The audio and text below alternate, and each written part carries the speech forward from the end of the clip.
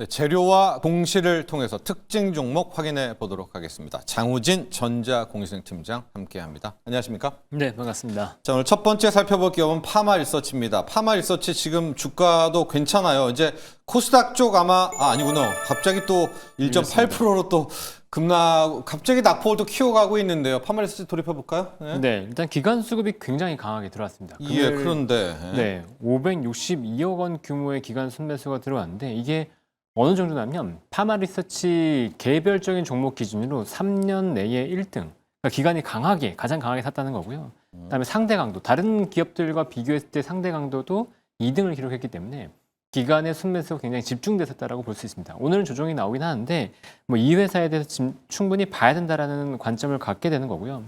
아시는 것처럼 파마리서치는 PDR인가 PN 기반의 의약품과 그다음에 화장품을 만드는 회사입니다. 근데 이 회사는 실적이 꾸준하게 성장하면서 주가가 급등했었던 사례가 있었는데 올해 7월에 분할을 발표하면서 주가가 조정을 받기도 했었죠. 근데 그 이후에 분할을 철회하면서 주가가 70만 원대까지 올랐다가 지금은 다시 한 30% 정도 반납한 상태, 그래서 46만 원 정도 되고 있는데 그럼 이 회사가 반등할 수 있는 여력이 뭐가 있냐라고 본다 그러면 일단 성장입니다.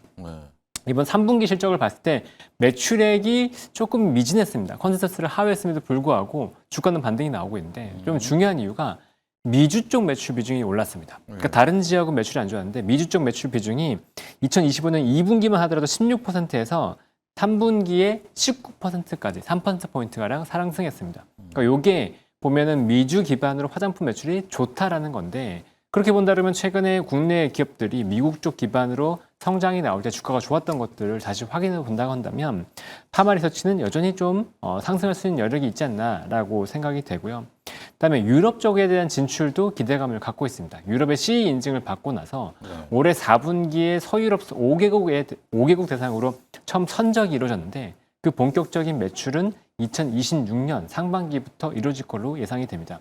그러니까 미주와 유럽 쪽 수출이 모두 좋다는 건데요. 이게 수출이 본격화된다 그러면 당연히 밸류에이션 프리미엄을 받으면서 다시 올라갈 수 있다라는 생각이 들고 여기 추가적으로 이제 두 가지 이슈를 보고 있습니다. 하나는 저는 이제 한일령 관련된 주식들을 굉장히 유익 있게 봐야 됐다고 계속해서 말씀을 드리고 있는데 이게 단순히 테마로 잠깐 올라갔다 내려올 주제가 아니고 분명히 중국인 관광객들의 레벨업을 시킬 거라고 보고 있거든요. 그러니까 그렇게 된다 그러면 국내 미용기기 업체들도 다시 한번 부각받을 수 있다. 그리고 대형주보다는 오히려 특화된 기업들이 좋을 수 있는데 PDR은 PN 기반으로 해서 국내 리쥬란과 콘쥬란이라고 하는 확실한 브랜드를 갖고 있는 파마리서치가 더 부각받을 수 있다라고 생각을 하고 있습니다. 그러니까 한일령 관련해서 파마리서치를 봐야 되고 또 최근에 보면 코스닥 부양책 얘기도 나오고 있는데요.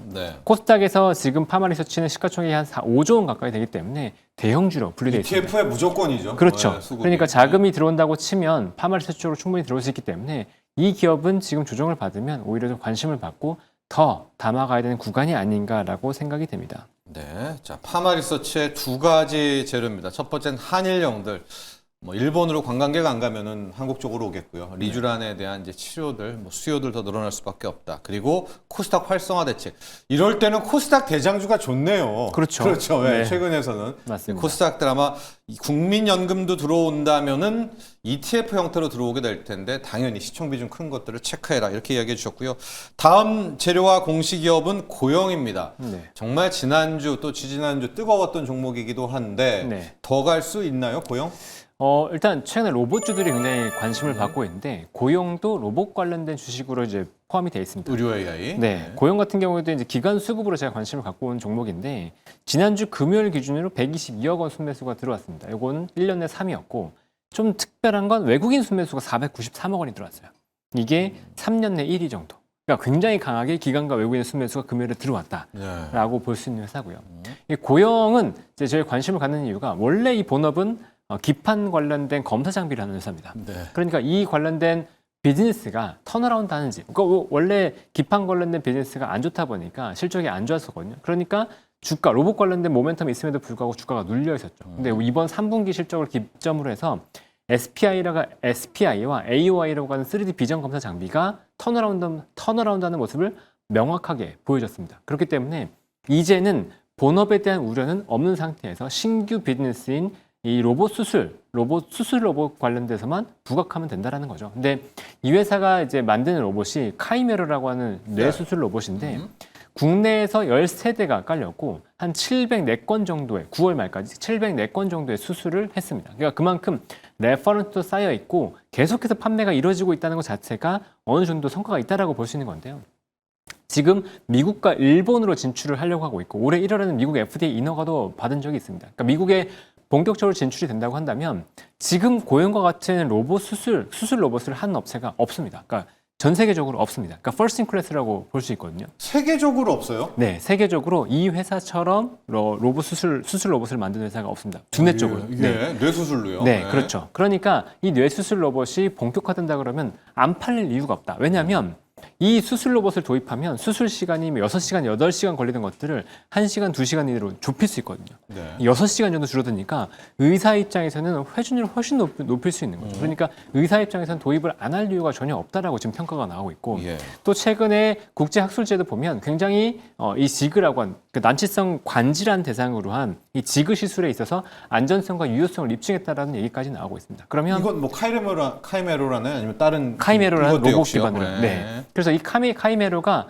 본격적으로 판매가 된다 그러면 물론 속도의 이슈는 있겠지만 글로벌 시장을 장악할 가능성이 굉장히 높다고 보고 있거든요. 그럼 국내에서 로봇 관련해서 글로벌리 이만큼 영향력을 가질 수 있는 회사가 얼마나 됐냐라고 봤을 때 저는 거의 없다라고 본다고 한다면 고용에 대한 관심은 본업만 괜찮다고 한다면 로봇 관련된 관심을 계속 가져도 된다. 지금 시가총액이 한 1조 7천억 정도 되는데 다른 로봇 기대감에 비해서 고용이 그렇게 비싸다고 평가되지는 않거든요. 그러니까 저는 지속적으로 계속 관심을 가져도 되지 않을까 싶습니다. 그렇습니다. 엄밀히 말해서 고용은 로봇도 있습니다. 그렇죠. 우리 네. 의료 AI로 AI 검사 장비도 있지만 실제 수술을 하는 건 로봇이기 때문에 그렇죠. 로봇 모멘텀까지 받고 있는 고용 현재 5% 넘게 급등하고 있다는 것도 알려드리도록 하겠습니다. 지금까지 전자공시생 장호진 팀장과 함께했습니다.